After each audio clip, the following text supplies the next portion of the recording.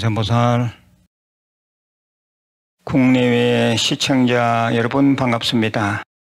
우리 유튜브 불교대학은 선업을 쌓고 공덕을 지을 수 있는 복전 채널입니다. 주위에 구독, 권선해 주시고 공유해 주신다면 정법을 펼치는 데 크게 도움이 되겠습니다. 오늘 제가 제시하는 한자성어는 감욕익시입니다. 욕심을 줄여 배품을 더한다. 욕심을 줄여 배품을 더한다.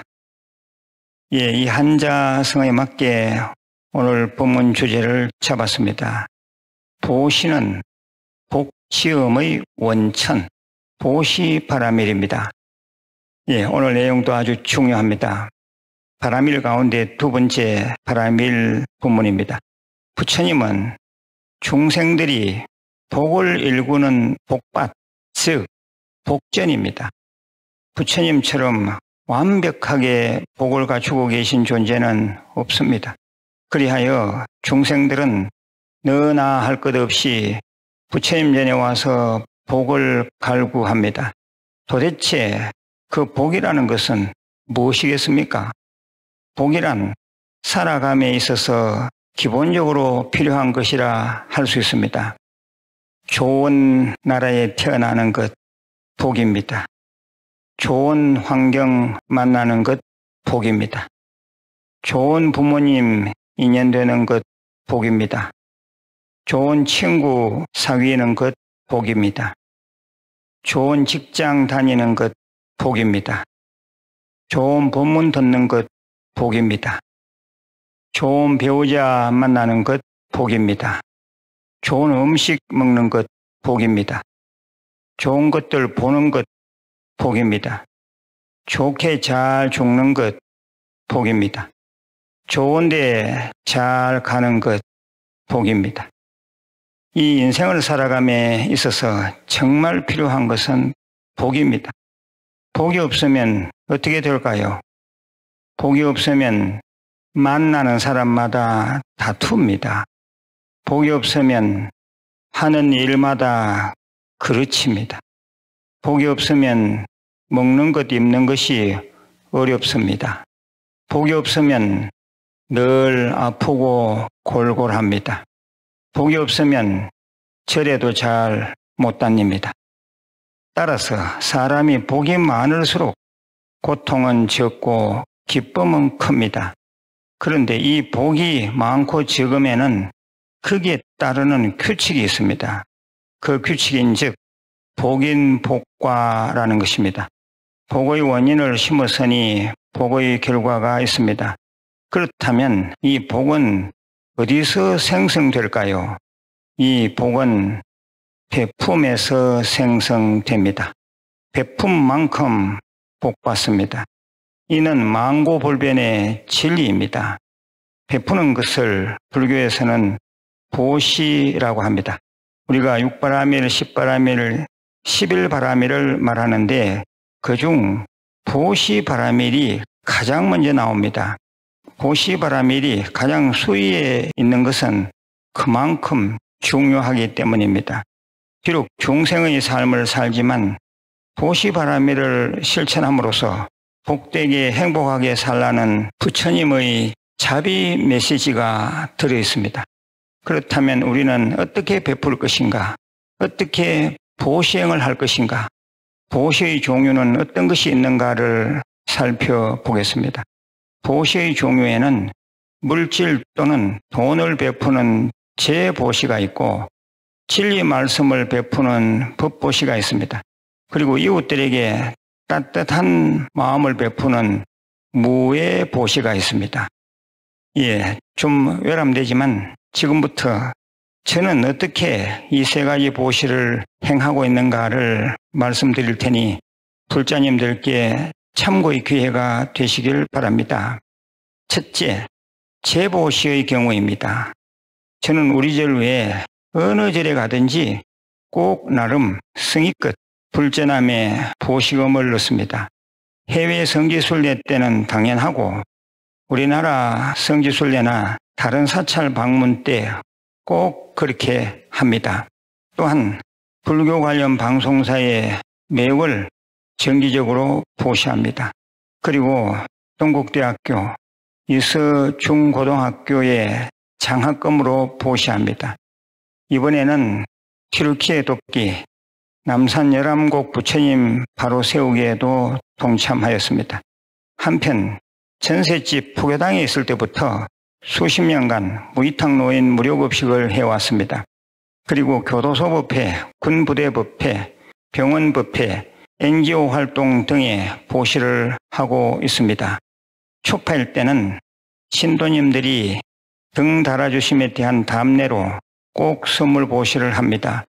올해는 좀 더 괜찮은 선물 보시를 준비했습니다. 저는 개인적으로 백중천도제 때 제가 받는 월 보시금으로 위패 봉안비를 다 냅니다. 그리고 제 월 보시금으로 부처님 오신 날 특등도 답니다. 그리고 제 월 보시금으로 선빵 후원금 냅니다. 또한 포교상으로 도자기 제품을 만들어서 신도님들께 드립니다. 두 번째는 법보시의 경우입니다. 저는 신도님들께 부처님 말씀을 전하는 것을 수행자의 당연한 사명으로 생각하고 살아왔습니다. 강의와 법문이 많아서 목소리가 전혀 나오지 않을 때도 있었습니다. 단 1시간의 강의를 위해서 10시간 이상 공부하는 경우도 많습니다. 요즘 하는 유튜브 불교대학 생활법문도 제 나름 충분히 사색하고 연구합니다. 그래서 제가 확신하지 않고 제가 체득하지 않은 내용은 절대 법문하지 않습니다. 저는 부처님 말씀을 책으로 내야 한다는 생각으로 불교대학을 열고 그 이듬해에 바로 부속출판사 좋은인연을 열었습니다. 책 보급이 곧 법보시임을 확신하고 있습니다. 법보시라는 이름의 월간 소책자까지 내고 있습니다. 세 번째는 따뜻한 마음을 베푸는 무예보시의 경우입니다. 저는 무예보시의 개념을 신도님들께 최선을 다해 잘해드리는 것이라고 잡습니다. 그래서 신도님들을 위한 기도, 천도제, 축원은 온 힘을 기울여 최대한 정성스럽게 합니다. 그리고 신도분들을 대할 때는 절대 편견 갖지 않고 편애하지 않으려고 합니다. 그들은 피우거나 거만하지 않으려고 애씁니다. 이런 부분은 이미 제가 천성적으로 그런 것 같습니다. 종무원이나 봉사자들, 소임자들에게도 고함 지르지 않고 인간적으로, 인격적으로 대하려고 합니다.